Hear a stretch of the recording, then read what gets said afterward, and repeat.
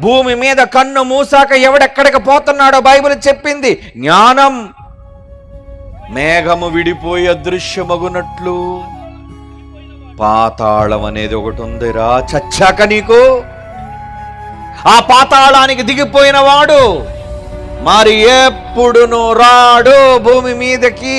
పగ తీర్చుకోవడానికో ప్రేమించడానికో రాడు. అతడిక ఎన్నడును ఇంటికి రాడు.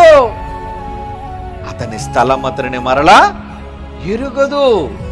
అంటే చచ్చాక ఆత్మ ఈ లోకాన్ని విడిచిపెట్టి వెళ్ళిపోతే మరలా భూమి మీదకి వచ్చే అవకాశమే దేవుడు ఇవ్వలేదు. ఎనీ స్పిరిట్, ఎవరి ఆత్మకైనా. ఆడ మరలా దెయ్యమై రావటమట, ప్రేమను నెగ్గించుకోవడానికి ఇంకో జన్మలో పుట్టటమట. కట్టుకథలు నమ్మకండి. దేవుడు మహాజ్ఞానంలో రాయించిన సంగతులు నమ్మండి. మనిషికి ఉన్నది ఒకే ఒక్క జన్మ.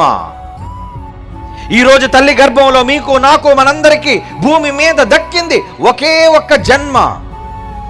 ఈ జన్మ తరువాత చచ్చాక మరో జన్మ రాదు, లేదు. ఉన్న ఈ జన్మలోనే దేవుని కొరకు బ్రతకాలి.